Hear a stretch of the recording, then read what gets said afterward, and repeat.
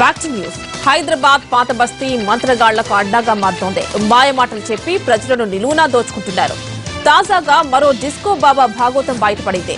కార్మాన్ కు చెందిన ఈ బాబా తన డాన్స్ల ద్వారా గుప్త నిధుల జాడను గుర్తిస్తాడట.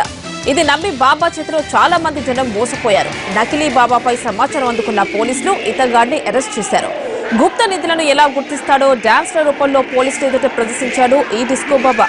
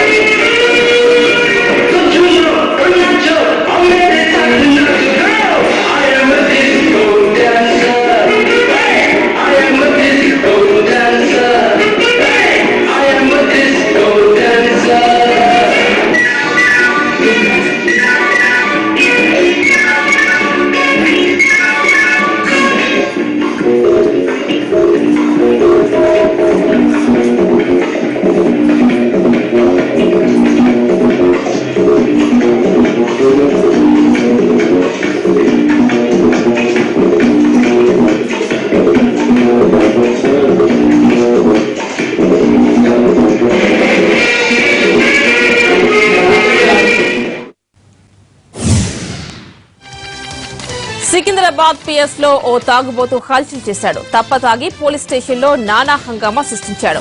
తనను అరెస్ట్ చేయాలని లేకపోతే డబ్బులు ఇవ్వాలంటూ బీభత్సం చేశాడు. దీంతో పోలీసులు అధికారులు తాగుబోతుకు నచ్చజెప్పారు. ఆ తర్వాత కొంత డబ్బులు ఇచ్చారు. అయినా హంగామా చేస్తుండటంతో అతన్ని పోలీస్ స్టేషన్ నుంచి నెట్టేశారు.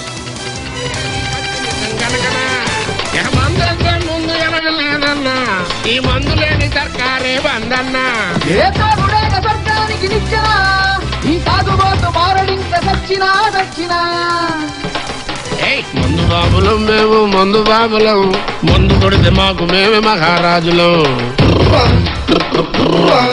అరి కళ్ళు దాగి గంతేస్తాం, సరా దాగి చిందేస్తాం, మందంతా దిగేదాకా లోకాలే పాలిస్తాం. తాగుబోతంటే ఎందుకంత తులకన, తాగి వాగేది పచ్చి నిజం గనకనా. మందంటే ముందు ఎనగలేదన్నా, ఈ మందు లేని సర్కారే బందన్నా.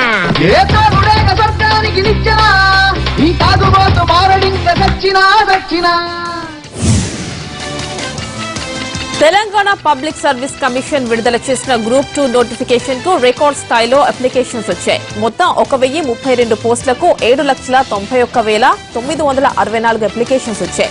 ఆంధ్రప్రదేశ్ నుంచి 11,346 అప్లికేషన్స్ వస్తే చండీగఢ్, నాగాలాండ్, త్రిపుర రాష్ట్రాల నుంచి ఒక్కో అప్లికేషన్స్ వచ్చాయి.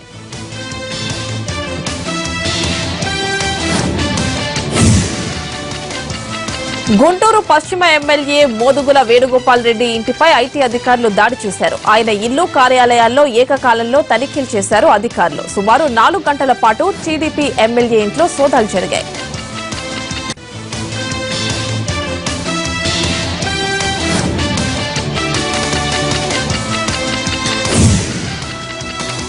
గుంటూరు అర్బన్ లో ఉన్న పాత పోలీస్ స్టేషన్లను తొలగించి అత్యాధునికంగా కొత్త స్టేషన్స్ ను నిర్మిస్తామన్నారు DGP Sambasiva Rao. Palem police station లో ఆకస్మికంగా తనిఖీ చేశారాయన. అక్కడ సిబ్బంది పనితీరుపై ఆగ్రహం వ్యక్తం చేశారు. వివిధ కేసులలో సీజ్ చేసిన వాహనాలను చూసి వెంటనే ఆయా వాహనాలను సంబంధిత యజమానులకు, రవాణా శాఖ అధికారులకు సమాచారం అందించాలన్నారు. వీటిని వేలం వేయడం వల్ల డిపార్ట్మెంట్ కు ఆదాయం వచ్చేలా చేయాలన్నారు.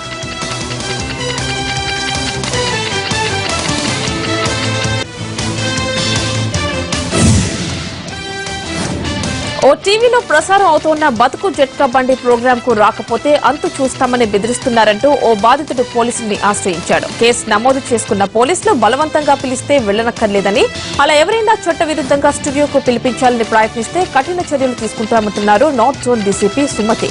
కౌన్సిలింగ్ 4 గోడల మధ్య జరగాల్సిన అవసరం ఉందన్నారు. బెదిరింపులకు పాల్పడితే వారిని అరెస్ట్ చేస్తా ఉంటున్నారు డీసీపీ సుమతి.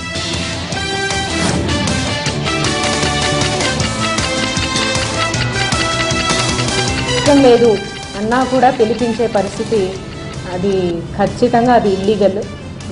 అట్లాంటివి ఎవరు కూడా ఎంకరేజ్ చేయము. We will take criminal action if somebody is forced to come. ఎవరిని కూడా ఎవరు ఫోర్స్ చేయడానికి లేదు. అనకాపల్లిలో గత వారం రోజులుగా కురుస్తోన్న భారీ వర్షాలకు లోతట్టు ప్రాంతాలతో పాటు పొలాలు కూడా జలమయమయ్యాయి. మునగపాక మండలం చెంచుకొండ, గణపర్తి, మల్లవరం గ్రామాల్లో కుండపోత వర్షం కారణంగా జనజీవనం స్తంభించింది.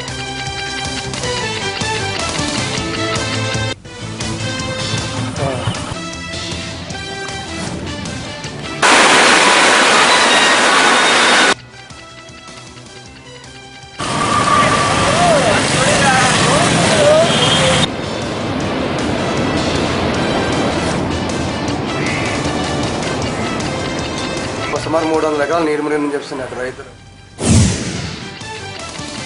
వర్షాల నష్టంపై కేంద్రానికి తెలంగాణ ప్రభుత్వం నివేదిక ఇచ్చింది. నిజామాబాద్, మెదక్, హైదరాబాద్, రంగారెడ్డి, వరంగల్, ఖమ్మం జిల్లాల్లో తీవ్ర నష్టం జరిగిందని నివేదికలో తెలిపింది. భారీ వర్షాలతో 43,239 హెక్టార్లలో పంట నష్టం వాటిల్లినట్లు తన నివేదికలో పేర్కొంది. 125 ఇళ్లు పూర్తిగా ధ్వంసం, 3,717 ఇళ్లు పాక్షికంగా ధ్వంసం అయ్యాయని అధికారులు చెప్పారు.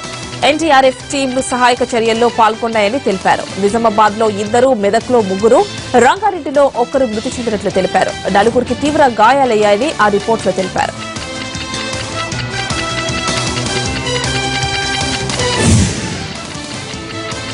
ఎగువ ప్రాంతాల్లో కురిసిన భారీ వర్షంతో ప్రాజెక్టుల్లో జలకళ సంతరించుకుంది. శ్రీరామ్ సాగర్ ప్రాజెక్టు పూర్తి స్థాయిలో 42 గేట్లు ఎత్తి దిగువకు నీటిని విడుదల చేస్తున్నారు.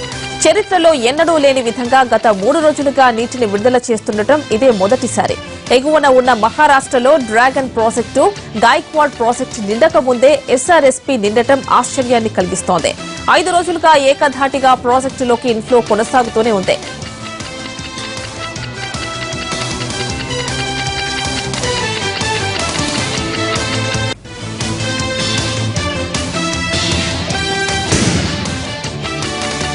శ్రీకాకుళం జిల్లాలో మళ్లీ వర్షాలు జోరుగా కురుస్తున్నాయి. జిల్లా వ్యాప్తంగా గత కొన్ని రోజులుగా అంతగా వర్షాలు లేనప్పటికీ గడిచిన 24 గంటల్లో ఈ వర్షాలు విస్తారంగా కురుస్తున్నాయి. అత్యధికంగా రేగిడి, ఆముదాల వలస 5.6 సెంటీమీటర్లు, సీతంపేట 4.1 సెంటీమీటర్లు, సంత కవిటి 4 సెంటీమీటర్లు, పాలకొండ 3 సెంటీమీటర్లు, వజ్రపు కొత్తూరు 3 సెంటీమీటర్ల వర్షపాతం నమోదైంది.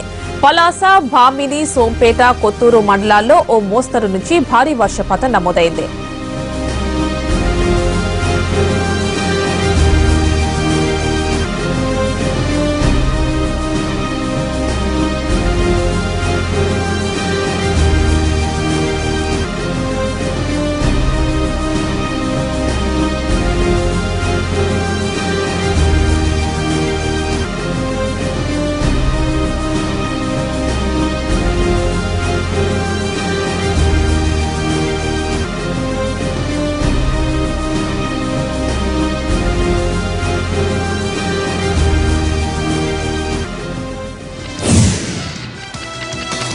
గోదావరి వరద పరవళ్లు తొక్కుతోంది. ఎగువ ప్రాంతం నుంచి వస్తోన్న వరద నీరు క్రమేణా పెరుగుతుండటంతో ధవళేశ్వరం ఆనకట్ట వద్ద ఇన్ఫ్లో పెరుగుతోంది.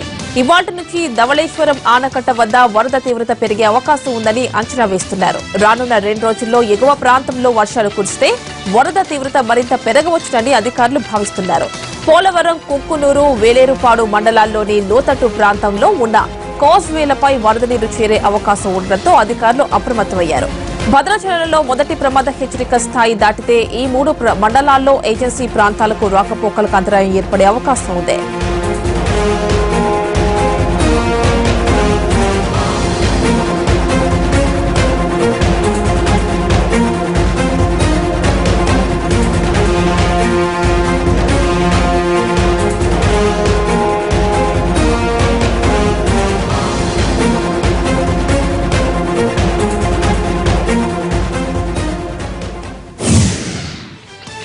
ఛత్తీస్గఢ్, మధ్యప్రదేశ్ రాష్ట్రాలను ఆనుకుని విదర్భ ప్రాంతంపై అల్పపీడనం కేంద్రీకృతమై ఉంది. దీనికి అనుబంధంగా తూర్పు మధ్య బంగాళాఖాతంలో ఉపరితల ఆవర్తనం కొనసాగుతోంది.